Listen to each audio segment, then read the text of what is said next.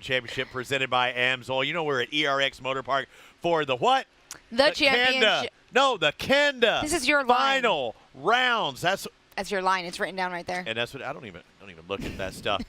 Hey, Katie, we had 3 truck races today and 3, more than that, drivers trying to win a championship, and some of the titles were decided today. Some were, and it's the penultimate round. We still have one more to go. Oh, it was such good racing today. It was so good. Let's watch it. Did you Let's see do it. I put in fastest on penultimate. Let's take a look at the Pro Light class. I heard that. Kyle Kleiman, he was the fastest all year, 8 wins. Could he make it number 9? Could he? Or was it going to be his brother, Cody Kleiman, who was going to get his first win? Or perhaps maybe second win.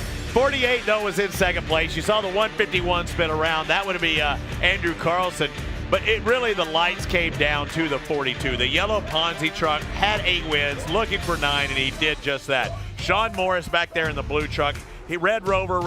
He went 28 rollover. Yeah, he rolled it over for the 28th time in his professional career. But a good battle up front between a couple of brothers. But it would be Kyle Kleiman taking a victory over Cody Kleiman. Sean Morris would round out the top 3. You know what? And Kyle had to work not only for that win, but this whole season, he described it as an up-and-down frustrating season, which somebody who would say, who wins a championship. How can it be frustrating when you win 9 of 12 rounds? We don't understand. We're not race car drivers. But that is true. That's stupid. Hey, they want to win, and I get that. Stupid. And so he did take home the championship. He clinched here today. He is the Pro Light champion, first time in his career. Huge. I mean, this is huge I'll for tell you right now, Kyle Kleiman, quit your griping. You won 9 out of 12 rounds, and there's still number 13 to go. Let's take a look at the Pro 2-wheel drives. I bet you this guy's not griping at the end of the day. Luke Johnson, how would he do?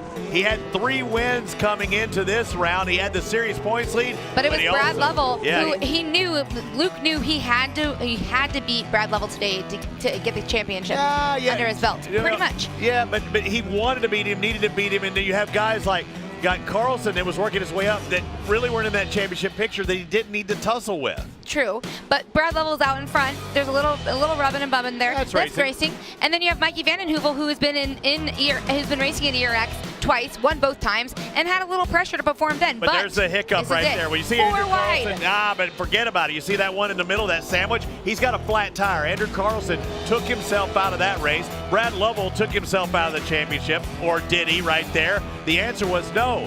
Mueller had a problem. We had a restart. Brummel's in fourth, and it's still Luke Johnson, LJ14 with the victory. Vandenheuvel put the pressure on at the end, but Luke really held him off and had his 4th win of the season, and that was enough to clinch it. 25 points for a win, and I believe he's like 31 points ahead of Brad Lovell. Oh, you want to talk about excitement. One of the coolest things about Luke Johnson, and I think I've brought this up a couple of times, but he had said – you were super excited and interested. That he knew that Pro 2 was his place in life, like in terms of racing. Yeah, he's worked his way there, and that was part of why this championship was so emotional for him. Yeah, because it's the next step up. He'd already won that buggy championship, but he was in lights for several years, and he said, it's time. I got to move up. And it came out of his own back pocket. And he had help from his sponsors and stuff. But you could see the emotion because it was a tough time for Luke. And you saw emotion from second place Brad Lovell as well. You did. You could feel those sadness vibes, a roller coaster of emotions. Hey, that's racing. All right. As they say in that Bush Beans commercial, roll that beautiful bean footage. Let's take a look at the Pro 4-wheel drives.